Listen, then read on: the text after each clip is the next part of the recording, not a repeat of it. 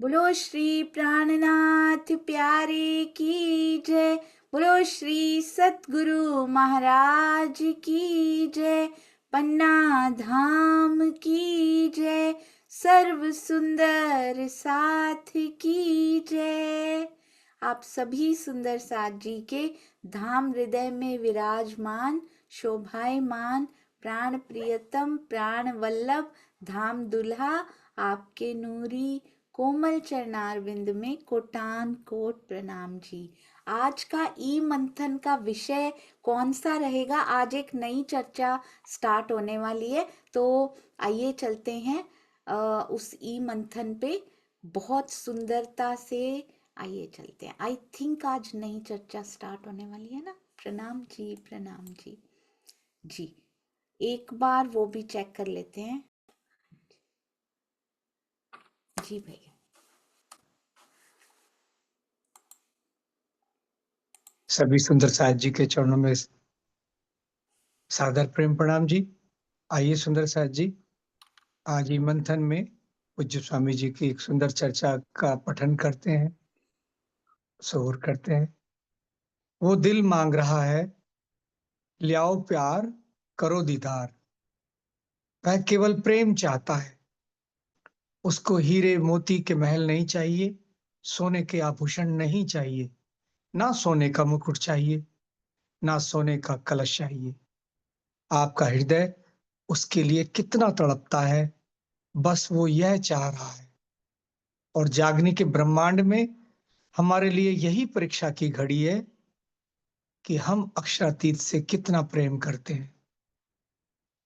इस प्रकरण में शशि और पुन्नू के माध्यम से दृष्टांत दिया गया है। कल्पना कीजिए, बेहद मंडल के अंदर 8 बहिश्ते यानी 8 स्थान हो, मुक्ति स्थान। आपका जीव किसी तरह से सत्य स्वरूप के पहली बहिश्त में पहुंच गया, पहले मुक्ति स्थान में, जहां शशि पुन्नू का जीव होगा। क्या कहेगा? परमधाम की ब्रह्मात्माओं के जीव, जो परमधाम का ज्ञान आपको मिला था, हमको मिल जाता तो हम दिखा देते कि प्रेम किसको कहते हैं। आप तो वाणी पढ़ते हैं, आप तो सेवा पूजा करते हैं, आप तो माला जपते हैं, आप तो चितवनी भी करते हैं। आपको आपका अक्षरातीत क्यों नहीं दर्शन देता? हमने तो देखा कि हमारा प्रेम इस संसार में नहीं है, तो हमने पल भर भी जीना पसंद नहीं किया, शरीर छोड़ दिया। और हम अक्षरातीत के बिना कैसे जी रहे हैं? मैं यह नहीं कहता कि आप भोजन बंद कर दीजिए, शरीर छोड़ दीजिए, लेकिन अपने हृदय का प्रेम तो राज्य के लिए लगाइए। जब आप 1 घंटे के लिए चितवनी करने बैठते हैं, तो 1 घंटे के लिए सारे रिश्तों को भुला दीजिए। कौन आपका माता पिता है, कौन आपकी पत्नी है, कौन आपका पति है, कौन आपका भाई बंधु है। अपने दिल को केवल राज्य के लिए सौंप दीजिए। यदि सच्चे हृदय से 1 घंटा भी राज्य को दे देंगे, और 1 घंटे में भी 10 मिनट के लिए, तो मैं समझता हूं कि 1 मिनट 2 मिनट के लिए प्रतिदिन आपको झलक मिल जाए करेगी। वो अक्षरातीत नहीं है जो दर्शन नहीं दे सकता, वो अक्षरातीत नहीं है जो अपनी आत्माओं से दूरी बनाए रखता हो। दूरी हमने पैदा की है, हमने दीवारें खड़ी की हैं, और केवल तृष्णाओं से। क्योंकि न जाने कितने लाखों जन्मों से माया के सुखों की तृष्णा हमारा पीछा कर रही है, और उसको दूर करने के लिए ही तो सभी ग्रंथों का हमें अध्ययन करना होता है, सत्संग करना होता है, महापुरुषों के चरणों में बैठकर उस ज्ञान को ग्रहण करना होता है। महामती जी के धाम हृदय से यह प्रकाश की वाणी हमारे हृदय के अंधकार को दूर कर रही है। जो है नहीं संसार, उसमें हम उलझे पड़े हैं, वही बात आगे बताई जा रही है। क्यों न देखे ये वचन, भट परो मेरे जीव। इंद्रावती जी की आत्मा कह रही है, क्यों न देखे ये वचन मेरे जीव, तू धनी के कहे वचनों को क्यों नहीं देख रहा। अक्षरातीत तुझे दृष्टांत दे करके बता रहे हैं कि शशि ने पुन्नू के लिए इतना वियोग किया, तड़प कर शरीर छोड़ दिया। केवल चितवनी करने के लिए कहा जाता है तो आप क्या सोचते हो कि आफत की बला आ गई। क्योंकि ज्ञानपीठ में पहली बार चितवनी कराई गई थी, 500 सुंदर साथ ने चितवनी की। उसके बाद जब चितवनी का शिविर लगा तो संख्या धीरे धीरे कम होती गई। क्यों कम होती गई? क्योंकि 8-8 घंटे बैठना पड़ता था, 4-4 घंटे भी ग्रुप को भी बैठना पड़ता था, 10 घंटे परिश्रम करना पड़ता था। चर्चा में तो आनंद आता है, बैठे बैठे सुन लेना होता है। जब हमारे हृदय में विरह की अग्नि जल जाएगी तो हमें संसार अच्छा नहीं लगेगा। विरह न देवे बैठने, उठने भी ना दे, लोट पोट भी ना कर सके, हुक हुक श्वास ले। सनंद प्रकरण 7। यह अवस्था कब आएगी? जब हमारा हृदय इतना निर्मल हो जाएगा, केवल धनी चाहिए, उसको संसार नहीं चाहिए। यदि हमें ज्ञान भी मिल गया है तो उस ज्ञान के बदले हम संसार में यश चाहते हैं, संसार के लोग हमको अच्छा कहें, यह भी चाहते हैं। यदि हमारे पास कुछ आत्मिक बल है तो चमत्कार दिखाकर भी प्रतिष्ठा चाहते हैं। कहीं ना कहीं माया हमारे पीछे लग जाती है। जब हमें कुछ अच्छा ना लगे सिवाय राज्य के दीदार के, तो समझ लेना चाहिए हमारे अंदर सच्चा विरह हो गया। इंद्रावती जी की आत्मा अपने जीव को फटकार रही है कि मेरे जीव, तुझे धिक्कार है, तू धनी के इन वचनों को नहीं देखता कि शशि ने पुन्नू के लिए अपने प्राण छोड़ दिए। तू अपने धनी के लिए तड़प क्यों नहीं रहा है? पुन्नू शशि के बिना नहीं रह सकता, शशि पुन्नू के बिना नहीं रह सकती। तू अपने धाम धनी के बिना कैसे संसार में रह रहा है? तू लेत नमूना किनका? एक बात और दृष्टांत में दी जा रही है, उसके गौरव का एहसास करवाया जा रहा है। शशि पुन्नू क्या है? एक संसार के सामान्य प्राणी है। शशि एक लड़की है जिसका सौंदर्य अप्रतिम है। पुन्नू एक बादशाह का लड़का है, मांस भी खाता है, शराब भी पीता है। उसमें कोई परमधाम की ब्रह्मात्मा नहीं है, ईश्वरीय सृष्टि भी नहीं है, लेकिन वो प्रेम में इतना पागल है कि प्रेम की गरिमा के लिए सब कुछ छोड़ देता है।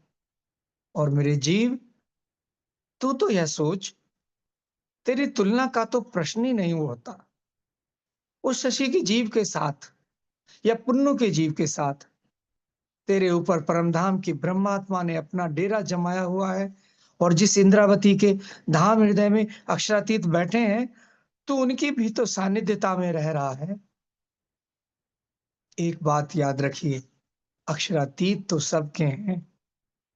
महामती जी की आत्मा के धाम हृदय में है, उनकी सारी अपनी शोभा दे रखी है, उनको सारी अपनी शोभा दे रखी है। लेकिन यदि आप आत्मिक भाव लेते हैं तो राज्य तो आपके भी लगते हैं। अक्षरातीत के लिए भेदभाव की दीवार नहीं होती, भेद हमने पैदा किया है। हम सोचते हैं कि राज्य इंद्रावती जी पर ज्यादा कृपा करते हैं, हमारे ऊपर कृपा करने वाले नहीं है। तब तो पक्षपाती बन जाएंगे। सब पर मेहर महबूब की, पर पावे करनी माफक। अक्षरातीत कभी भी भेदभाव नहीं करेंगे, हम उनके लिए किसी तरह का त्याग करने के लिए तैयार नहीं है। तभी तो खटरुति में उन्होंने दावे के साथ कहा है कि सुंदर साथ जी, मैं आपको वशीकरण मंत्र बताती हूँ। प्रेम तना पांजरा माहे घाली, हूँ थाऊ साख ने द्राख। मैंने प्रेम के पिंजरे में राजी आपको बंद कर रखा है, खुद अंगूर बन जाती हूँ। मैं चाहती हूँ कि मैं अंगूर बन जाऊं और आप मुझे खाते रहो। यह प्रेम का एक जीता जागता उदाहरण है। यानी सब कुछ तुम्हारा, मेरा अपना कुछ नहीं। इंद्रावती जी की आत्मा के माध्यम से हमें खट रुति में विरह का सिखापन दिया गया। प्रकाश में भी यही बात है। घुमा फिराकर यही हमें ले जाया जाएगा। पूरी वाणी का सार तत्व क्या होता है? वाणी का सार तो कुछ नहीं होता है। मोटे शब्दों में इतना ही कह सकते हैं कि संसार को छोड़िए और इधर से नजर मूल मिलावे की तरफ कीजिए। और मूल मिलावा कहीं दूर नहीं है। वेद ने बहुत ऊंची बात कह दी, लेकिन उसका अर्थ बिना तारतम ज्ञान के नहीं समझ में आ सकता। दूर से भी दूरता, दूर से भी दूर है। जितनी आपकी गणित लग सकती है, उससे भी दूर है। असंख्य गैलेक्सियों से भी परे, बेहद मंडल से भी परे। 2558 संस्कृत श्लोक इतना निकट है कि बुद्धि भी नहीं सोच सकती, इतना दूर है कि उसके बारे में भी बुद्धि नहीं सोच सकती। उसी तरह से राज्य हमसे बहुत दूर हैं और सबसे निकट है। कलश में एक चौपाई आती है, जो जाग बैठे धाम में ताए आवेश को क्या कहिए। तारतम तेज प्रकाश पूर्ण तिन्थे सकल विध सुख लइए। कलश हिंदुस्तानी प्रकरण 23 चौपाई 47। निज धाम में जागना क्या है? आप कहेंगे कि परम धाम में जागना, परम धाम में जागना तो वाहिदत पर है। एक साथ ही सबकी जागनी होनी है। आप यह ना सोचिए कि इंद्रावती जी की आत्मा पहले परम धाम में जाग जाएगी, श्यामा जी की आत्मा जग जाएगी। पौड़े भेले जाग सी भेले, खेल देखा सबो एक, जो जाग बैठे धाम में ताए आवेश को क्या कहिए। आत्मा के धाम हृदय में ही जागना है। आत्मा के धाम हृदय में ही आपको प्रीतम का दीदार होना है। हाँ, आत्म की फरामोशी कब हटेगी? आत्मा की खामोशी कब हटेगी? इस जागनी ब्रह्मांड में। इस जागनी ब्रह्मांड में आत्मा का हृदय ही हमारा परम धाम है। ऊपर तले अर्श न कहिया, अर्श कहिया मोमिन कलूब। ब्रह्मात्मा का हृदय ही वह परम धाम है जिसमें उसको दर्शन होते हैं। इंद्रावती जी की आत्मा के माध्यम से हमें यह सिखापन दी जा रही है कि मेरे जीव, तू किस अंधकार में भटक रहा है। तुम्हारे ऊपर परमधाम की इंद्रावती की आत्मा विराजमान है और इंद्रावती की आत्मा के अंदर धामधनी विराजमान है। तू माया की तरफ से नजर हटाकर उनको क्यों नहीं पा लेता? हम सुंदर साथ किसी को ज्यादा ज्ञानवान समझते हैं, किसी को कम, किसी को प्रेम में डूबा हुआ मानते हैं, किसी को संसार में माया में डूबा हुआ मानते हैं। आखिर क्यों? क्योंकि सबके जीव का स्वभाव अलग अलग है। कोई रजोगुणी है, कोई तमोगुणी है, कोई सतोगुणी है, कोई ज्ञान में डूबा है, कोई प्रेम में डूबा है, कोई विरह में डूबा है, कोई संसार में डूबा है। डूबे तो सभी हैं। कोई काहू में मगन, कोई काहू में मगन, हम तो वाही में मगन, जिसमें लागी लगन। जिसको जो अच्छा लग रहा है उसमें डूबना चाह रहा है, क्योंकि मन कहता है कि मुझे प्रेम दो, मुझे शांति दो, आनंद दो। केवल आपको ही नहीं, इस सृष्टि का हर चेतन प्राणी, वृक्ष हो, पशु पक्षी हो, कीड़े मकोड़े हो, अमीबा जैसा छोटा सा जीव अगर बिजली के करंट से स्पर्श कराया जाए, वो भी अपनी प्राण रक्षा के लिए भागता है। छोटे से छोटा प्राणी मरना नहीं चाहता। चींटी भी अपनी संतान से प्रेम करती है। कीड़ा मकोड़ा भी अपनी संतान को चाहता है। पशु पक्ष पशु पक्षी भी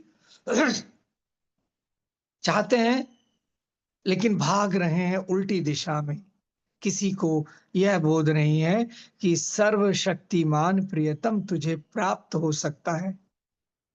एक मानव योनि मिली है हमें, जो यह बता रही है कि हमें उस सर्वशक्तिमान अक्षरातीत को पाना है। तारतम वाणी बता रही है कि वेद के विद्वानों ने जिस सत्य को साक्षात्कार करने में सफलता प्राप्त नहीं की, दर्शन के विद्वान जहां चूक जाते हैं, उपनिषदों की, ऋषियों की वाणी का अध्ययन करने के पश्चात भी बड़े बड़े मनीषी जहां थक जाते हैं, तारतम्य के प्रकाश में हम जान सकते हैं मैं कौन हूं, आया कहां से हूं, मेरी आत्मा का अनादि प्रीतम कौन है और उसको पाने का वास्तविक मार्ग क्या है। एक शशि पुन्नू का सरल सा दृष्टांत जो सबके हृदय में बस जाए, जैसे शशि ने पुन्नू के लिए त्याग कर दिया, पुन्नू ने शशि के लिए त्याग कर दिया, दोनों का पवित्र प्रेम।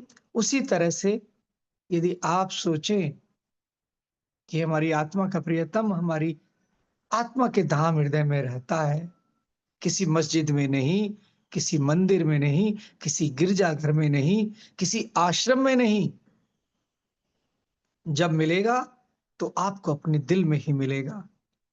जब तक आपके हृदय में प्रेम की रसधारा नहीं बहेगी, तब तक वो कहीं भी और कभी भी आपको नहीं मिल सकता। आप साथ-साथ रहेंगे, फिर भी नहीं जान सकते। श्री जी के साथ 5,000 की जमात है, लेकिन क्या सबने उनको पहचाना? अष्टप्रहर की लीला में वर्णन आता है कि सबसे पहले उठिया जीव सृष्टि क्या सोचती है, कब चर्चा खत्म हो और हम सो जाएं। 12 बजे तक चर्चा अनिवार्य रूप से चलती है, कभी-कभी 1 डेढ़ भी बज जाते हैं। ब्रह्म सृष्टि क्या सोचती है कि क्या सोना, चर्चा की सुंदर साथ पुनः अर्चा करते हैं, पुनः दोहराते हैं और उसके पश्चात जो समय बचता है फिर चर्चनी में लग जाते हैं, चितवनी में लग जाते हैं। उनके लिए निद्रा प्यारी नहीं है, प्रीतम का दीदार प्यारा है।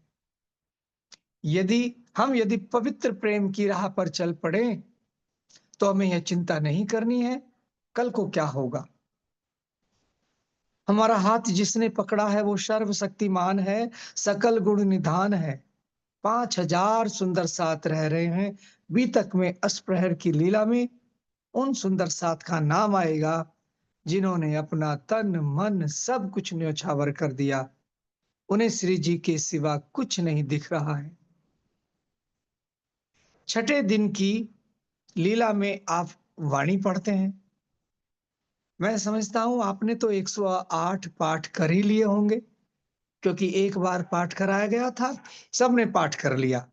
मेरे से तो 2 पाठ भी पूरा नहीं हो पाए और सच कहता हूँ, मैं जीवन में अभी तक 5 पाठ भी नहीं कर पाया हूँ और नास्तिक ऐसा हूँ कि आप तो कई बार तारतम जाप करते होंगे, मैं 15 दिन में 1 बार भी तारतम का जाप नहीं कर पाता हूँ, क्योंकि मेरे लिए बहुत बोझ भी लगता है जब आपका प्रीतम आपकी आत्मा के धाम हृदय में बसता है। यह बोध हो गया, इस माया के पर्दे को हटा दीजिए। आपकी आत्मा परात्म का प्रतिबिंब है। परात्म में जो कुछ है, आपकी आत्मा के धाम हृदय में है। और धामधनी यही बताना चाह रहे हैं कि संसार की तरफ देखना जिस दिन बंद हो जाएगा, उस दिन आपकी आत्मा के धाम हृदय में परम धाम झलकने लगेगा। इसमें दर्शनों की गुत्थियां नहीं है। 6 दर्शन के विद्वानों को एक जगह बैठा दीजिए, केवल झिक-झिक होगी, केवल विवाद होगा, चारों वेदों के भी विद्वान बैठ जाएँगे, वहाँ भी विवाद शुरू हो जाएगा। लेकिन वाणी तो आपको सीधा रास्ता बताती है कि आपका प्रीतम कहाँ बसता है। हक नजीक सहरग से आड़ो पठना द्वार। प्रियतम आपकी प्राण की नली से भी निकट है। केवल एक प्रेम की रसधारा चाहिए। इसी को कहते हैं जो जाग बैठे निज धाम में, ताय आवेश को क्या कहिए।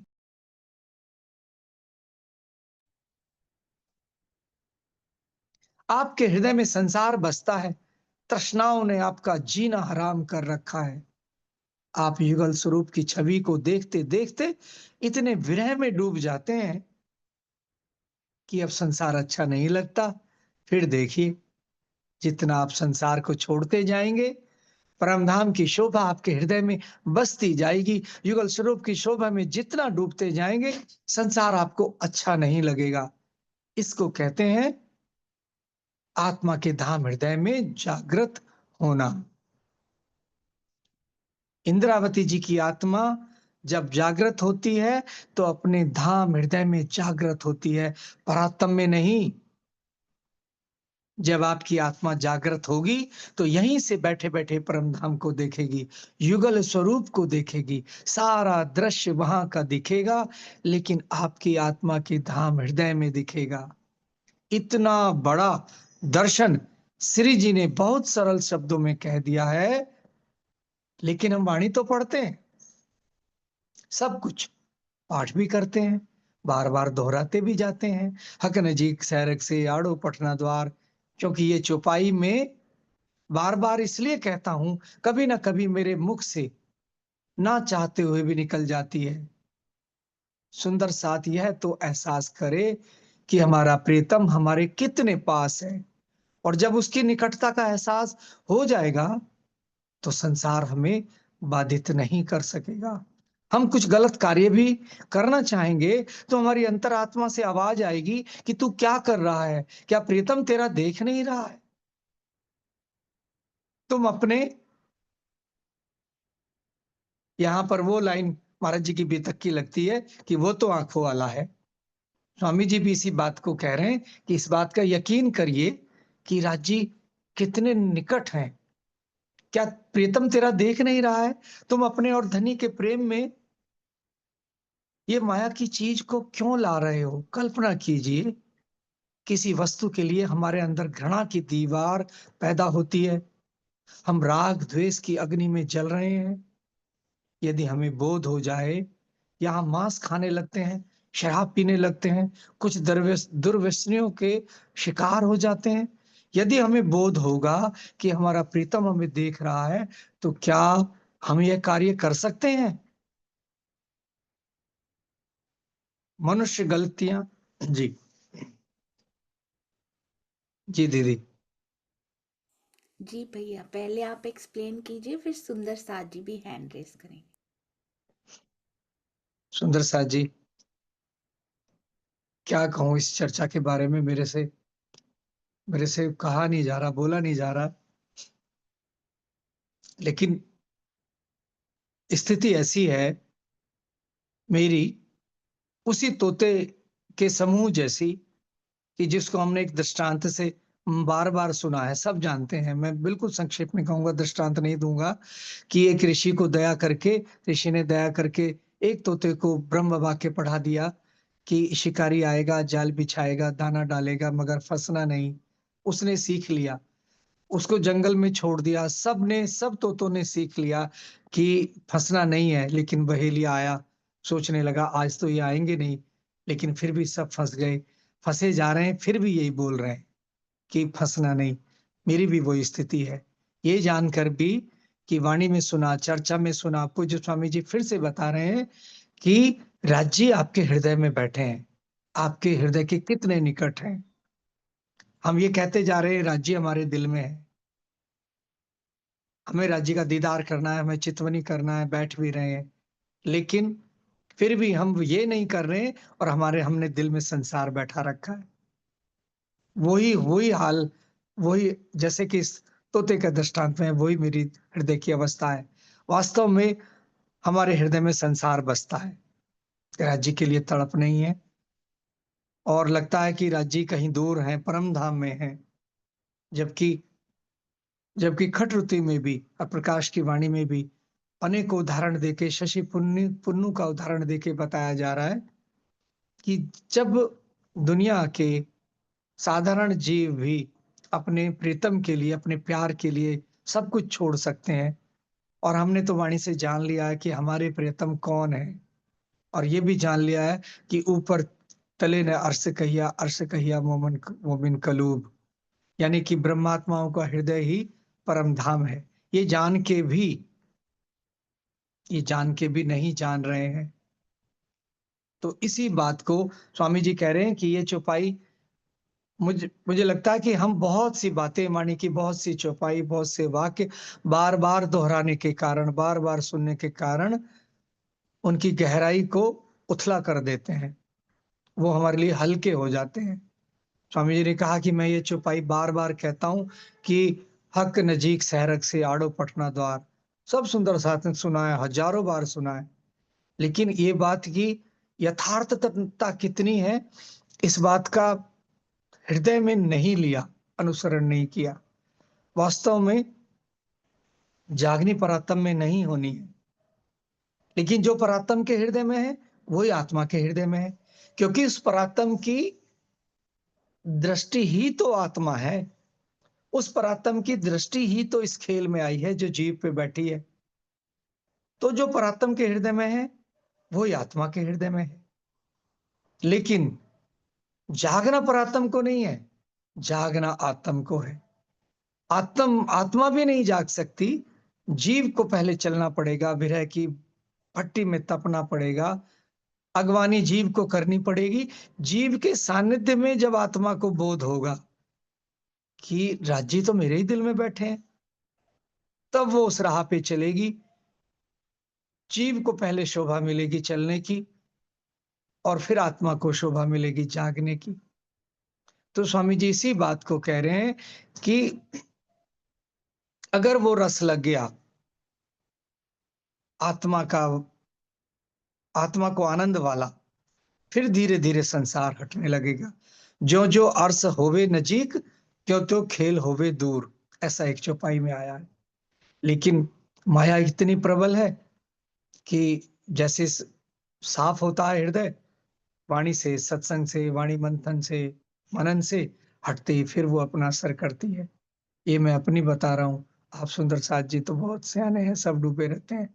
तो स्वामी जी की चर्चा बार बार ये एहसास करा रही है कि माया के जीवों से, जो कलशवाणी में भी आया, सिंधी में भी आया, वो ही दृष्टांत देके बता रहे हैं कि जब ये माया के जीवों को एहसास हो गया कि तुम्हारा, उन्होंने अपने प्यार के लिए सब कुछ छोड़ दिया, कि हे आत्मा तुझे कब एहसास होगा, कब तक माया में सोई रहोगी। इसीलिए इसी बात को जगाने के लिए, इस जीव को प्रबोध करने के लिए बार बार वाणी का मंथन कहा जाता है, बार बार चिंतन मनन कहा जाता है, बार बार जो सदगुरु का सानिध्य है उसमें जाने के लिए कहा जाता है। उसी के लिए जागनी यात्रा निकलती है, केवल जीव को खड़ा करने के लिए, क्योंकि एक बार जीव खड़ा होकर चल पड़ा फिर तो आत्मा वो राह पकड़ लेगी, और जब तक जीव नहीं चलेगा वो आत्मा सब कुछ जान के भी वो राह नहीं पकड़ पाएगी। तो स्वामी जी ने इतना, मतलब कैसे कहते हैं कि चुभने वाले शब्द, बार बार मन को ताड़ ना देने वाले शब्द, उस तरह से व्याख्या की है, उस तरह से ये चर्चा है, बहुत सुंदर है, बार बार पढ़ने योग्य है। प्रेम प्रणाम सुंदर साथ जी। प्रणाम दीदी। प्रणाम जी, बहुत सुंदर। सुंदर साथ जी, हम एक प्रश्न पे भी विचार कर रहे थे, तो उसके बारे में भी बात करते हैं। आप हैंड भी रेज कीजिएगा जिस जिसके मन में जो विचार आ रहा होगा। तो जब 7वें दिन की लीला होगी, ब्रज जैसे अखंड हुई, ब्रज की लीला हुई वैसी की वैसी उसको अखंड कर दिया गया। सुंदर साथ जी बताएंगे कहाँ अखंड कर दिया गया, सबको याद होगा। ब्रज कहाँ पे अखंड हुई है, कहाँ पे सुंदर साथ जी याद है? जी सुषमा जी, प्रणाम जी। प्रेम प्रणाम जी दीदी, सभी सुंदर साथ जी के भी श्री चरणों में प्रेम प्रणाम जी। दीदी सबलिक के कारण में है हाँ ब्रज। जी, बिल्कुल, सबलिक ब्रह्म के महाकारण में नहीं, कारण में ब्रज अखंड हुई है। अच्छा कांता बेन, आप बता दीजिए कि रास कहाँ अखंड हुई है? आजकल आपकी आवाज क्यों नहीं आती? शायद कुछ गड़बड़ हो गई है फोन में। हाँ जी वसंत भाई जी, रास कहाँ पे अखंड हुई है? पब्लिक के महाकारण में। बिल्कुल सही, सबलिक के महाकारण में। अब एक बात बताइएगा सुंदर साथ जी, क्या रास जैसे ही हुई थी वैसी की वैसी अखंड हुई है या उसमें कुछ चेंजेस किए गए हैं? मैं हैंड्स एक बार अपने आप नीचे कीजिएगा, मेरे इसमें फीचर जा चुका है सबके हैंड्स डाउन करने का। हाँ जी, रास जैसी हुई थी क्या वैसी की वैसी सेम टू सेम अखंड की गई है या उसमें कुछ चेंजेस किए गए हैं? जी विजया काकी, प्रणाम जी। रास जैसे कि जैसे वहाँ अखंड हुई। वहाँ अखंड होगी, तबलीग के महाकारण तबलीग अखंड के हुई। महाकारण में अखंड होगी। बिल्कुल सही, बस एक डिफरेंस आया, हुई केवल ब्रह्म में थी पर अखंड उसको सबलिक के महाकारण में कर दिया गया, जैसी हुई थी बिल्कुल वैसी की वैसी। अब ये बताइए, ब्रज जैसी हुई थी वैसी की वैसी अखंड हुई है या उसमें कुछ चेंजेस कर दिए गए हैं?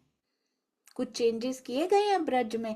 क्या कोई चेंज कर सकता है? ब्रह्म लीला में चेंज किया जा सकता है? जी किरण दीदी प्रणाम जी। प्रणाम जी। ब्रज की तो अनुकरण लीला अखंड हुई है। अच्छा, ब्रज अखंड नहीं हुई? ब्रज भी अखंड हुई है जी, तो जो ब्रज में ब्रज अखंड हुई है क्या वो सेम टू सेम अखंड हुई है या उसमें कुछ चेंज किया गया है? Same to same. Same to same अखंड हुई है। तो इससे हमें ये पता लगता है कि जो ब्रह्म लीला होती है, ब्रह्म लीला कौन कौन सी ब्रह्म लीला हुई है अभी तक? एक ब्रज की ब्रह्म लीला हुई, एक रास की ब्रह्म लीला हुई, उसके बाद तीसरे दिन की लीला को ब्रह्म लीला नहीं कहा जाता, वो ब्राह्मी कार्य कहा जाता है, क्योंकि वहां पर राज्य का आवेश और हम सखियां नहीं आए थे।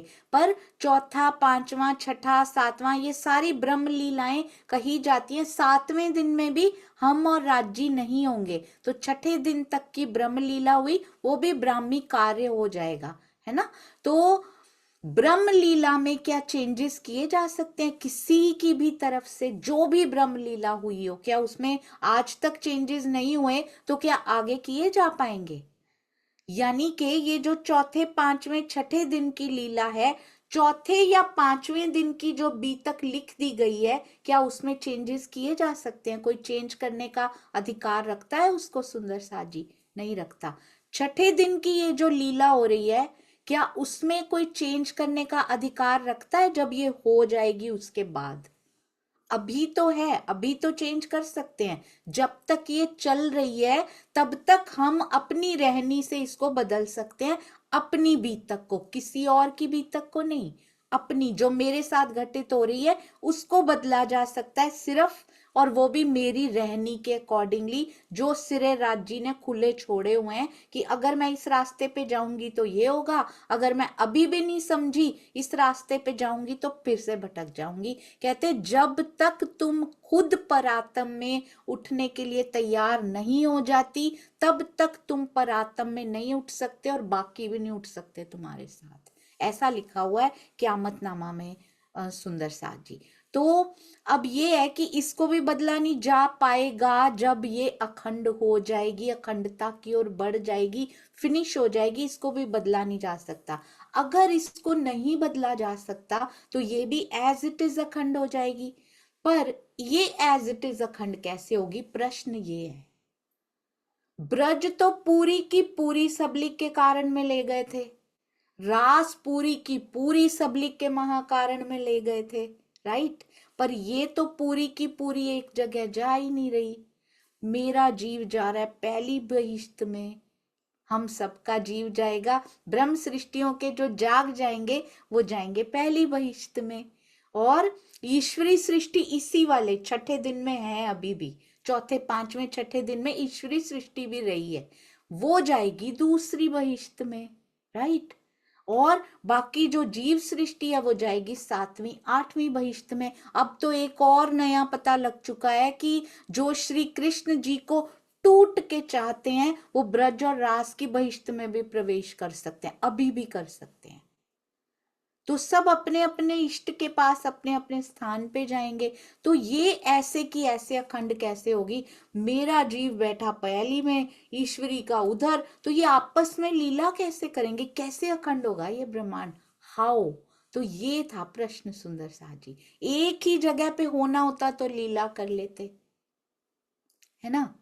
अब अलग अलग में बैठे हैं तो एक के साथ दूसरा लीला कैसे करेगा? समझ में आई? प्रश्न समझ में आया सुंदर साथ जी? है ना?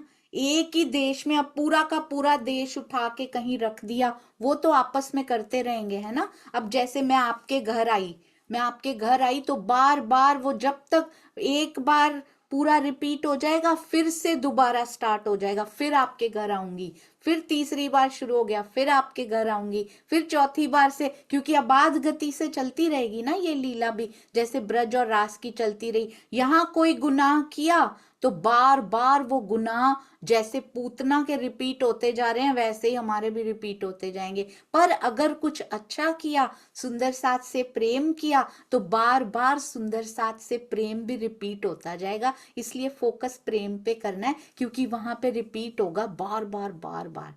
यहाँ तो हम करके भूल जाते हैं। तो मेरे हृदय में ऐसा कुछ आया था, आप बताइएगा कि वो कैसा है। फिर बाद में जब स्वामी जी को कभी समय मिलेगा तो फिर हम लोग उनसे भी पूछ के कंफर्म करेंगे। मुझे ऐसा लगा जैसे योग माया में ही किसी एक जगह पे, for example it's not sure, 8वीं बहिश्त में ये पूरा का पूरा ब्रह्मांड उठा के अखंड कर दिया गया, क्योंकि 8वीं में तो सारे ही जाएंगे ना, कम से कम 90% जीव तो 8वीं में ही होंगे ना। तो कुछ होंगे जो 7वीं में चले जाएंगे, और बहुत ही कम है जो पहली में जाएंगे और दूसरी में जाएंगे। और करोड़ों अरबों की जनसंख्या में कितना परसेंटेज है जो पहली या दूसरी में जाएगा? बहुत ही कम है जो 7वीं में भी जाएंगे। तो 90% जीव तो 8वीं में ही जाने वाले हैं ना, मोस्ट ऑफ द। तो सारा ब्रह्मांड जहां मैक्सिमम जीव होंगे, वहां सपोज इसको अखंड कर दिया गया, इस ब्रह्मांड को। 8वीं में हो सकता है उन्होंने कोई और स्थान सोचा हो, I am not sure about it. तो वहां पर अब क्योंकि योग माया के तनों में एक स्पेशलिटी होती है, वो हम पहले भी समझ चुके हैं कि वहां के नूरी तन में जीव होना जरूरी नहीं होता। नूरी तन जीव के बिना भी लीला कर पाते हैं, जैसे कि राज्य का जीव भी कर रहा है ना, जैसे कि और भी कोई जीव है। अभी कोई जीव है जिनके अभी कोई तन है जिनमें जीव कार्य नहीं कर रहा पर लीला चलती जा रही है कोई और याद है? कोई ऐसी तन है नूरी तन जिनमें अभी अभी प्रेजेंट में कोई जीव नहीं है पर वहां लीला चलती जा रही है? कौन से हैं जी? सुषमा जी प्रणाम जी। प्रणाम जी। श्योर नहीं हूँ, पर मेरे ख्याल से जो रास बिहारी जी का तन अभी भी वहां लीला कर रहा है, उनमें जीव नहीं है। उनमें तो अखंड में। जी बिल्कुल सही, उनमें जीव नहीं है, बिल्कुल सही बताया आपने, अति सुंदर। और भी कोई जीव है, और भी कोई तन है जिनमें जीव नहीं है? जी श्रीनिवास अंकल प्रणाम जी। प्रेम प्रणाम जी। सुंदर सा जी, यहाँ ना जो अखंड ब्रज है उसके अंदर जो ब्रह्म सृष्टि हैं उनके जीव यहाँ पर नहीं है, वो पहले ही अखंड हो चुके हैं ऊपर। जी बिल्कुल सही, बिल्कुल सही। उनके तन यहाँ पर काम कर रहे हैं। हाँ जी। और आपको देखकर, आपसे सुन के बहुत अच्छा लगा। कल पता है यूट्यूब में एक कमेंट आया है कि श्रीनिवास अंकल को हंसता मुस्कुराता देखकर हमें बहुत खुशी हुई। तो आपके चरणों में कोटि कोटि प्रणाम जी। जी बिल्कुल सही। तो ब्रज में जो ब्रह्म सृष्टियों के जीव हैं, ब्रह्म सृष्टियों के तन लीला कर रहे हैं, वहां कोई जीव नहीं है, क्योंकि वो तो रास में अखंड हुए हैं ना ब्रह्म सृष्टियों के जीव। तो ब्रज वाले नूरी तन ही है खाली, उनमें भी कोई जीव नहीं है। तो यदि अब देखिए, सपोज कीजिए, अपने हृदय में इसकी चित्वन करने की कोशिश कीजिए, ध्यान करने की कोशिश कीजिए, इमेजिन करने की कोशिश कीजिए इसको, कि ये पूरा का पूरा ब्रह्मांड खत्म हो गया है। अब इसको उठा के 8वीं बहिश्त या फिर कोई और किसी भी स्थान पे जहां इसको अखंड करने की पिया ने सोची है, वहां अखंड कर दिया गया। अब क्या हुआ, इसमें से ब्रह्म सृष्टियों के जीवों को उठा लिया गया, क्योंकि उनको कहाँ जाना है? उनको पहली बहिश्त में जाना है। जैसे ब्रज में नहीं है पर ब्रज में लीला चल रही है, वैसे ही ये वाले ब्रह्मांड में से भी, जागनी ब्रह्मांड की भी लीला चलती रहेगी, पर हमारे जीव यहाँ नहीं रहेंगे। हमारे जीव कहाँ चले जाएंगे? पहली बहिश्त में अखंड होने के लिए। पर तन लीला करते रहेंगे और वही लीला करेंगे जो अभी यहाँ पे कर रहे हैं। गुनाह किए हैं तो गुनाह रिपीट करते जाएंगे, जितने अच्छे काम किए हैं वो अच्छे काम रिपीट करते जाएंगे। Now it depends upon us. अभी भी कुछ समय बाकी है तो अपनी बीतक को सुधारा जा सकता है, क्योंकि वहां पर तो निर्बाध गति से ये बार बार रिपीट होने वाली है। एक भी झूठ बोल रहे हैं तो सोचिएगा कितनी बार रिपीट होगा ये योग माया में जाके। तो बहुत ध्यान दे के कार्य करना है। अब ईश्वरी सृष्टि के जीव भी उसमें से उठा लिए जाएंगे, उनमें से वो कहाँ चले जाएंगे? दूसरी बहिश्त में चले जाएंगे। और सुंदर साथ जी, और भी कोई जीव उठाए जाएंगे? और कौन से जीव उठाए जाएंगे जी? हाँ जी अनिल भाई, प्रणाम जी। प्रणाम जी दीदी, प्रणाम जी सुंदर साथ जी। जैसे हमारे जीव पहले में गए, दूसरे में ईश्वरी के गए, वैसे आज जो मोहम्मद पर ईमान लाएंगे तो वो जीव जो जो तीसरी बहिश्त है उनमें जाएंगे। और जैसे प्रेमानंद जी महाराज है, मीराबाई है, जिन्होंने कृष्ण भक्ति करके जो जीव आगे गए, तो वो जीव भी चौथी और पांचवी में जिनको आराध्य कहा, अभी आपने बताया, वो चले जाएंगे। फिर बाद में पैगंबरी, हम वो तो पता नहीं कौन पैगंबरी है। देवी देवताओं को जो मानते, देवी देवता जो है उनके जीव गए, लेकिन उनमें भी जो पैगंबर है उनके जीव वहां जाएंगे।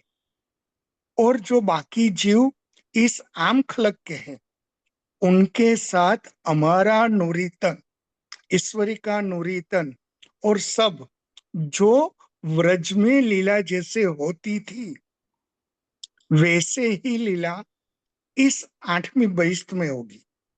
जी बहुत सुंदर। 8वीं बहिश्त श्योर नहीं है सुंदर साथ जी, ये स्वामी जी से पूछेंगे हम, वाणी के अकॉर्डिंगली कहाँ होगी, वो स्थान पक्का नहीं है, पर ऐसा लगता है कि इस प्रकार से होगी जिस प्रकार ब्रज और रास की लीला रही। इस क्योंकि ये स्वामी जी की एक अर्थ में मैंने पढ़ा, मैं वो चौपाई ढूंढ के जरूर आपसे शेयर करने की कोशिश करूंगी अगर मिल गई। उन्होंने ये कहा था 100% कि ये जो लीला है ये भी ऐसी की बिल्कुल ऐसी की ऐसी उठा के अखंड कर दी जाएगी जैसे ब्रज और रास को अखंड किया गया था। अभी अभी आपने कहा कि ये जो मीराबाई जी का जीव था, हो सकता है उसको तो आगे जाके आत्म ही ना मिल गई हो, वो भी पहले में ही चले गए हो, पर अगर ना मिली हो इन चाहने वाले जीवों को, तो क्या ये रास में जा पाएंगे सुंदर साथ जी? अभी अभी मेरे मन में ये प्रश्न आया। रास में ग्वाल बाल कितना चाहते होंगे कृष्ण जी को, ग्वाल बालों ने कितना प्यार किया होगा श्री कृष्ण जी को, है ना? गोपियों के साथ छोटी गोपियों ने कितना प्यार किया था, उनको भी नहीं जाने दिया रास में उन्होंने। आपने देखा रास में तब किसी को खेलने नहीं दिया, क्या उसके बाद किसी को जाने देंगे रास में? किसी को खेलने की इजाजत नहीं मिली रास, तो क्या अब रास में प्रवेश करना संभव हो पाएगा किसी के लिए? यहां तक कि छोटी गोपियों को भी उनको तो ले गए थे उधर, ईश्वरी सृष्टि को तो ले गए थे सिर्फ, पर अखंड नहीं किया गया उनको। आपने देखा वो दो दो ईश्वरी सृष्टियां बैठ गई थी अंदर, पर उनको अखंडता नहीं दी कि तुम अखंड रूप से यहीं पे रहो। उनको कहाँ ले आए? हालांकि कब तक बैठी रही हैं वो आपको याद है सुंदर साथ जी? लेट्स चेक, अपने अंदर ढूंढ के देखिए, वो कब तक रही हैं ईश्वरी सृष्टियां केवल ब्रह्म के बाद सबलिक ब्रह्म में रही हैं? सबलिक ब्रह्म के महाकारण में कभी रही है या वापस आ गई थी केवल ब्रह्म के बाद? केवल ब्रह्म की लीला के बाद ईश्वरी सृष्टियां कहाँ गई? हम परम धाम गई, वो कहाँ गई? ये बात हुई थी, एक ही बार हुई है, शायद पक्की ना हुई हो अंदर, तो इसीलिए आज आई होगी। कहाँ गई ईश्वरी सृष्टियां? केवल ब्रह्म में रास खेलने के बाद हम तो परम धाम चली गई, ईश्वरी सृष्टियां कहाँ गई? वो हमारे साथ ही इस खेल में उतरी, पर उस दौरान कितने हजार साल बीत चुके थे यहाँ पे, वो कहाँ रही तब तक? इतने हजार सालों तक, इस काल माया के हिसाब से हजारों साल बीत चुके थे, वो कहाँ रही? कहाँ स्टे किया उन्होंने? कौन सी जगह पे उनका स्टे रहा? जी ज्योति सिंह जी, प्रणाम जी। प्रणाम जी। उसको कारण प्रकृति में रखा गया था। वो तो जीवों को रखा जाता है ना? हाँ जी। जीवों को नहीं, ईश्वरी सृष्टि की सुरताओं को कहाँ गई वो? शायद हम भूल गई, अक्षर ब्रह्म के अंदर समा गई थी। नहीं, अक्षर ब्रह्म जी तो खुद ही, अक्षर ब्रह्म जी तो परम धाम चले गए, वो तो जा ही नहीं सकती परम धाम, तो कैसे समाएंगी अक्षर ब्रह्म जी के अंदर? ज्योति शाह जी प्रणाम जी। वो सत्स्वरूप में सबले सत्स्वरूप में अखंड हो गए, मतलब उधर थोड़े टाइम के लिए उधर ही रहे, फिर वापस ये जागने का ब्रह्मांड बना तो फिर उस अक्षर ब्रह्म ने फिर से उनको ये माया के खेल में भेजा। अच्छा, ये जब तक हमने श्री कृष्ण त्रिधा लीला की थी यही था। नीना दीदी आप क्या कहते हैं? प्रणाम जी, मुझे भी यही लगता है कि जब जब तक वो ईश्वरी सृष्टि थी वो सत्स्वरूप की पहले जी वहां पे ही रही, क्योंकि बहुत जीव तो रहे इधर हाँ जी कारण प्रकृति में और ईश्वरी सृष्टि रही वहां पे, ब्रह्म सृष्टि चली गई अपने घर धाम। जी। अगर मुझे ऐसा अखंड लगता कर दिया गया, अब ब्रज रास को अखंड कर दिया गया, अब ईश्वरी सृष्टि की सुरता कहाँ गई? अभी यहाँ आई नहीं है, तो वो सत्स्वरूप में चली गई, इसका मतलब। मुझे ये लगता है हाँ मतलब। जी। तो जब तक हमने श्री कृष्ण त्रिधा लीला की थी ना, वो यही सीखा था। बुक में भी ऐसा ही लिखा हुआ है, आप देखेंगे। उसको करेक्शन कर दी गई है, नया वर्जन बुक आप डाउनलोड करेंगे, उसमें एक ही करेक्शन की गई है, ये वाली। स्वामी जी के टीका में हमें ये बात मिल गई थी कि ईश्वरी सृष्टि सत्स्वरूप में उनके तन ही नहीं है, वो कहाँ जाएंगे बेचारी? उनके मूल तन है ही नहीं, कोई है ही नहीं मूल तन। तो उनको मूल तन मिलने भी नहीं अभी। उनको मूल तन कब मिलने हैं? जब फाइनली ये खेल देख के जाएंगी ना, तब मिलने हैं उनको मूल तन। तब तक वो जा ही नहीं सकती कहीं पे। तो वो कहाँ रही? आज तक का बेस्ट आनंद उन्होंने कहाँ देखा था? रास में। तो हमारे जीव खाली नहीं रहे, हम तो परमधाम चले गए, अब वो मालिक बन के बैठ गई। पता है आपको? ये आया था स्वामी जी के टीका में, बहुत सुंदर आया था। पहले तो हमारे साथ शेयरिंग की उन्होंने कि चलो भाई तुम करो, हम देखते हैं। हम जैसे ही उठी वो मालिक बन के बैठ गई कि अब आप जाओ, अब हम आनंद लेते हैं। कब तक? जब तक इस खेल में नहीं आई थी। समझ आ गई सुंदर साची? फिर तो साथ में ही हम भी परम धाम से उतरे, और ईश्वरी सृष्टि की सुरताएं कहां से उतरी? कहां से उतरी? सबलिक ब्रह्म के महाकारण से खेल में उतरी है वो। हम परम धाम से उतरे इस खेल में देवचंद्र जी के साथ। 36,000 संयन उतरी। हम कहां से उतरे? परम धाम से। राजी भी परम धाम से, अक्षर ब्रह्म जी भी परम धाम से। ईश्वरी सृष्टि सत्स्वरूप से नहीं आई। ईश्वरी सृष्टि कहां से आई? कहां से आई? सबलिक ब्रह्म के महाकारण से आई। क्योंकि उसको वहां इतना आनंद मिला कि जैसे अक्षर ब्रह्म, कितना मैच होता है ना सुंदर सा जी। अक्षर ब्रह्म जी की बुद्धि भी ब्रजराज से निकल नहीं पा रही, वो उसी में ही, तब से उसी में ही लीन है। क्योंकि बेस्ट लीला अभी तक की उन्होंने रास देखी है ना। तो ईश्वरी सृष्टि एक्चुअली में अपनी अपनी पूरी ड्यूटी लगाई है उन्होंने ईश्वरी सृष्टियों की। तुमने मुझे रत रखना है उसमें। तो ईश्वरी सृष्टि भी वहीं पे छोड़ दी उन्होंने, क्योंकि बेस्ट जगह अभी तक की वही थी। उनको रहना तो धर्मशाला में ही, अभी मूल तन तो है नहीं उनके पास। तो जहां बेस्ट होटल मिलता है ना, जहां बेस्ट आनंद, बेस्ट स्टे मिलता है, वहां रह जाती हैं वो। समझ में आ गई सुंदर सा जी? और उसके बाद तो हम यहाँ आ ही गए हैं। उसके बाद जब उठेंगे तो इकट्ठे उठेंगे, तब उनको भी मूल तन मिलेंगे, और हमारे भी वहां पे तन बनाए हुए होंगे, नूरी तन मिलेंगे। उनको नूरी तन आज तक नहीं मिले, अपने खुद के कस्टमाइज्ड नूरी तन नहीं मिले। ब्रह्म सृष्टियों के लेके बैठ गई वो। अब हम महाराज जी के पास चलेंगे। हाँ जी, नीना दीदी आप कुछ कह रहे हैं? प्रणाम जी। हाँ जी, प्रणाम जी। तो दीदी अभी जो वहां रास अखंड हुई है उसमें ईश्वर सृष्टि के जीव हैं? बिल्कुल बिल्कुल, अभी नहीं है। ठीक, रास जब अखंड हुई थी ना, तब थे वो, तब तब तक थे। थे जब तक हम यहाँ नहीं उतरे। तो अभी ईश्वर सृष्टि के जीव यहाँ आए कि अभी तो नहीं आए? हमारे नहीं आए, साथ ही है ना अभी। साथ ही आए, बस ये। ठीक जीवों की ठीक। नहीं, जीवों की बात नहीं हो रही दीदी, ये कंफ्यूज हो रहे हैं। ईश्वर सृष्टि की सुरता, सुरता, ईश्वर सृष्टि की सुरता। सुरता है। जीव तो नहीं आए ना, जीव तो जीव तो उनके अखंड, ब्रज में अखंड हुए ब्रज थे। में अखंड हो जीवों गए। की हाँ तो जी, कोई ब्रज में। कंफ्यूजन ही नहीं है हमें। हाँ जी, हाँ जी, हाँ, जीव तो ब्रज में अखंड हो गए, ब्रह्म सृष्टियों के रास में अखंड हो गए। हाँ जी, तो उनकी सुरताएं अब आई हैं, जैसे हमारी धाम से आई हैं, उनकी वहां से आई हैं रास। उनकी वहां से आई। ठीक, हाँ जी, ठीक है दीदी, क्योंकि प्रणाम जी। सुरता तो पूरा खेल देखेगी हमारे साथ, है ना। हाँ जी, ठीक ठीक। प्रणाम जी, प्रणाम जी। जी, अगर इसमें कोई भी कंफ्यूजन है तो पूछ सकते हैं, हम फिर 5 मिनट में महाराज जी का स्टार्ट करेंगे। हाँ जी, सुषमा जी प्रणाम जी। प्रणाम।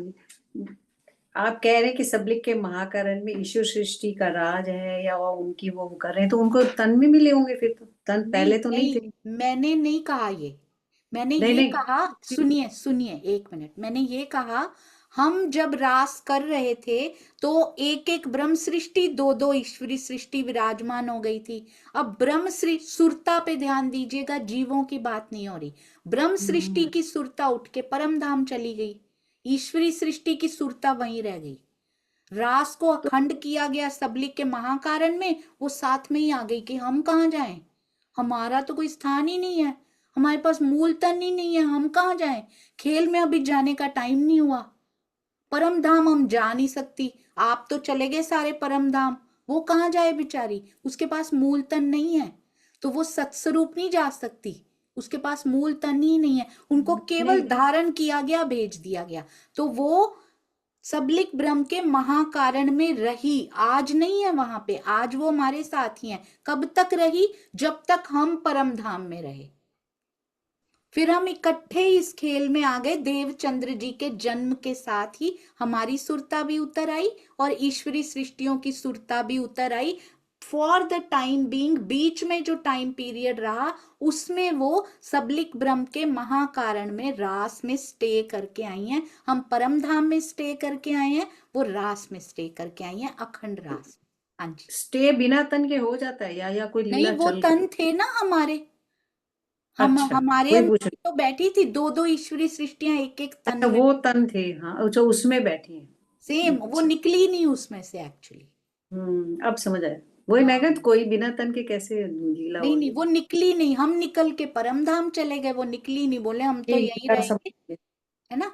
बेस्ट आनंद यहीं पे था, हम तो यहीं रहेंगे, वी चूज कि हम यहीं रहेंगे, है ना। हाँ जी। जी वसंत भाई जी, प्रणाम जी। जी प्रणाम जी सुंदर सा जी, प्रणाम जी दीदी।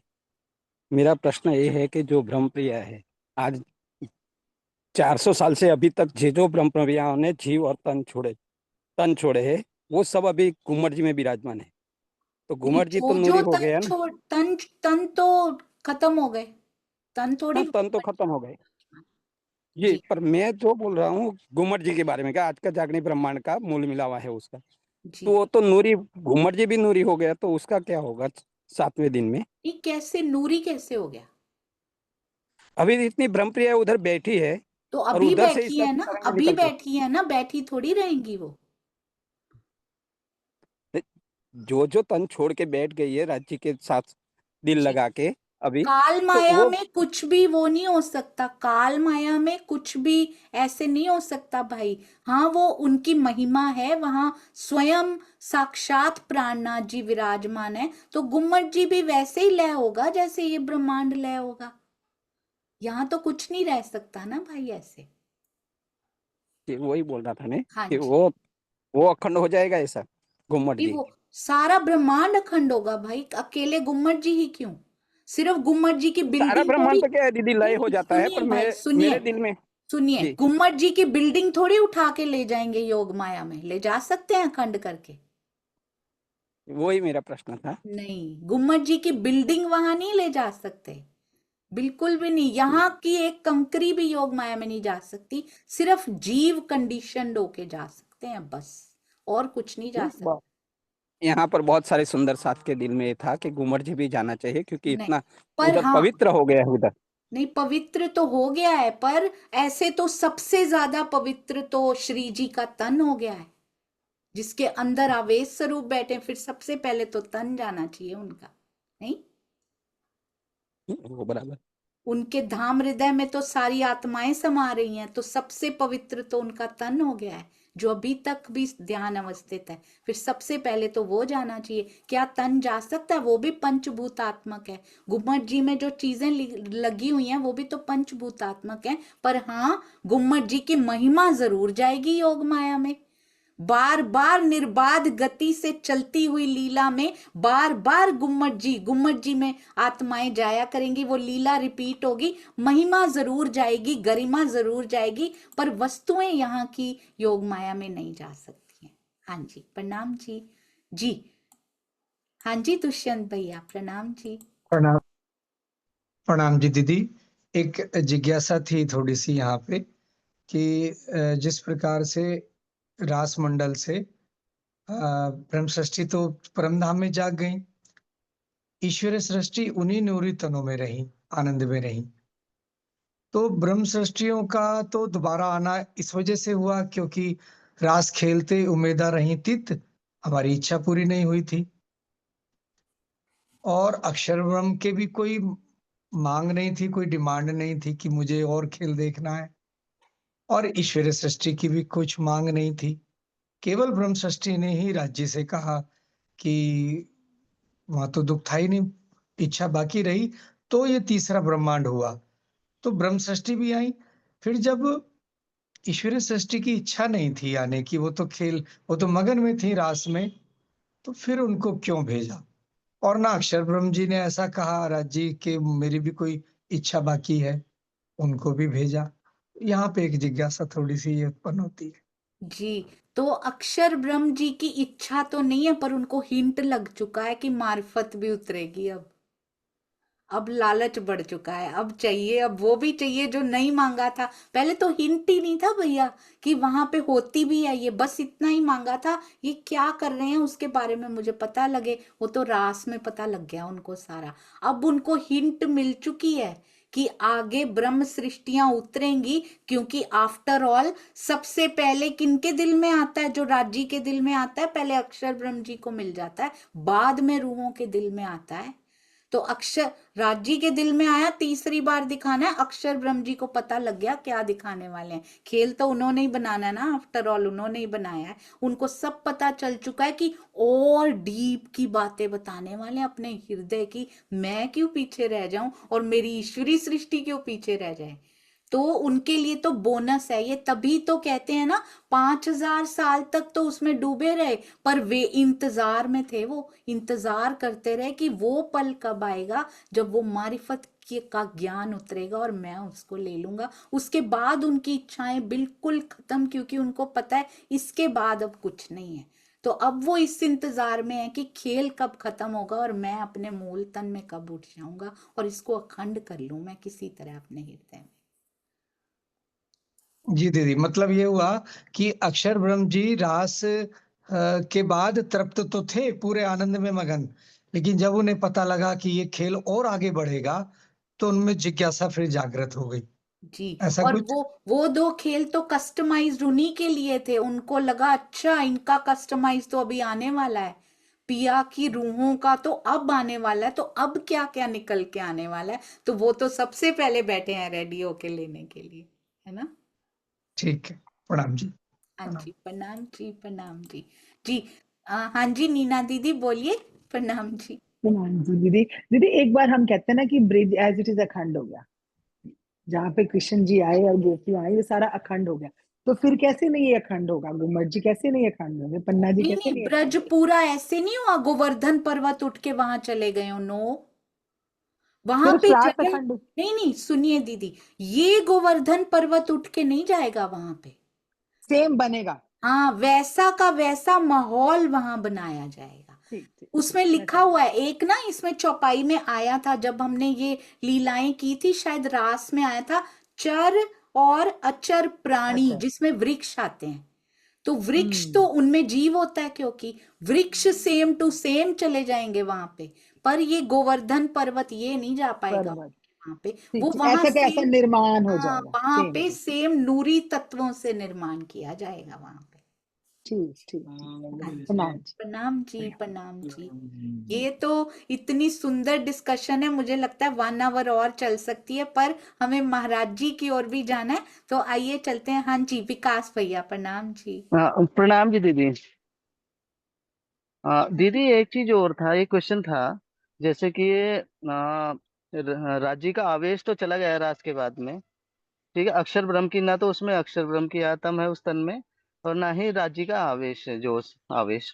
तो उस टाइम पे फिर ईश्वरी सृष्टि किसके साथ में फिर वहां पर लीला कर रही थी? नूरी तन के साथ, जैसे हम ब्रज में कर रहे हैं। अखंड ब्रज में हमारा नूरी तन ही तो है, उसमें कुछ नहीं है। तो वो विष्णु जी का जीव है और साथ में नूरी तन, वो लीला करने के लिए वहां जीवों की जरूरत ही नहीं होती ना अंदर किसी की, क्योंकि उसमें रास बिहारी हैं। अगर उनको रास बिहारी कहा जाता है नूरी तन को, तो ब्रज वाले को भी तो कुछ तो कहा ही जाता होगा, उनको भी तो बाल मुकुंद कहा जाता है ना।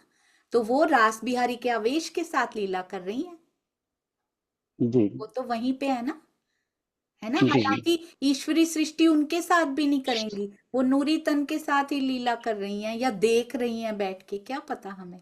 पहले तो वो कर नहीं जी पाई थी, पहले तो उन्होंने देखा था, ये तो चौपाई में जी आया था कि अक्षर ब्रह्म जी भी जी देख रहे थे, क्योंकि वो ब्रह्म सृष्टियों के साथ लीला करना अलाउड नहीं है उनको। अक्षर नहीं ब्रह्म जी जी जी दृष्टा थे, उधर ईश्वरी सृष्टि के साथ राज्य नहीं करते, तो ईश्वरी सृष्टि भी जी दृष्टा थी। पर ईश्वरी सृष्टि भी योग माया की है, रास बिहारी जी भी योग माया के हैं, तो योग माया की शक्तियां तो एक दूसरे से लीला कर ही सकती हैं ना।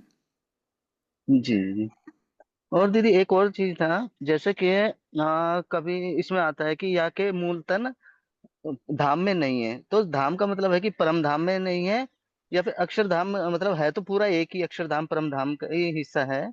तो अक्षरधाम में भी ब्रह्म सॉरी अक्षर ब्रह्म जो है अपनी आह्लादनी शक्ति के साथ में महालक्ष्मी जी के साथ में अकेले रहते हैं, या फिर वहां पर भी ब्रह्म प्रियाओं की तरह ईश्वरी सृष्टि निवास करती है उनके साथ में भी? ईश्वरी सृष्टि परम धाम में नहीं रहती है, अक्षर ब्रह्म जी का हृदय योग में, हम भी राज जी के हृदय में रहते हैं ना, जी जी ऐसे ईश्वरी सृष्टि उनके हृदय में रहती है। पर उनका ये ना बड़ा सुंदर एक्सप्लेनेशन किया हुआ है स्वामी जी ने कि परम धाम स्वलीला अद्वैत है, वहां एक हृदय का पसारा हो सकता है सिर्फ, तो और वो राज्य का जी हृदय है। तो अक्षर ब्रह्म जी को तो पसारा करने के लिए जगह ही नहीं मिली, फिर उनका हृदय कब पसारा करे, राइट। वो योग माया उनके में हम हृदय का पसारा योग माया है, जी ठीक है, और उनके हृदय जी में जी ईश्वरी सृष्टि रहती है, योग माया में रहती है, राइट। अगर जी जी परम धाम में रहती फिर राज्य का हृदय हो जाती, वो है नहीं, वो तो अक्षर ब्रह्म का जी हृदय है, ठीक है ना। जी जी। ओके, धन्यवाद दीदी। प्रणाम जी, ओके, प्रणाम जी। प्रणाम जी। ये तो छोटी सी, जितना स्वामी जी का टीका जितना है वो परफेक्ट, जितनी अपना थोड़ा सा बीच में वो गलत भी हो सकता है, तो उसको इग्नोर कीजिएगा। प्रणाम जी। हाँ जी, सुंदर सा जी, ज्योति सिंह जी और भाई आपके प्रश्न महाराज जी के बाद ले सकते हैं कृपया। हाँ जी, ठीक है, तो महाराज जी के बाद लेते हैं, ठीक है भाई। अनिल भाई जी प्रणाम जी। आज कोई बात नहीं दीदी। हाँ चले जी महाराज जी। जी, हाँ जी। बोलो श्री प्राणनाथ प्यारे की जय, बोलो श्री सतगुरु महाराज की जय। प्रणाम जी सुंदर सा जी। नेक्स्ट फ्राइडे फिर से इसको कंटिन्यू कर लेंगे, यदि चाहिए तो मंडे कंटिन्यू कर लेंगे, आप बताइएगा, इसी टॉपिक पे बात करेंगे। आइए चलते हैं हमारे प्यारे महाराज जी की भी तक।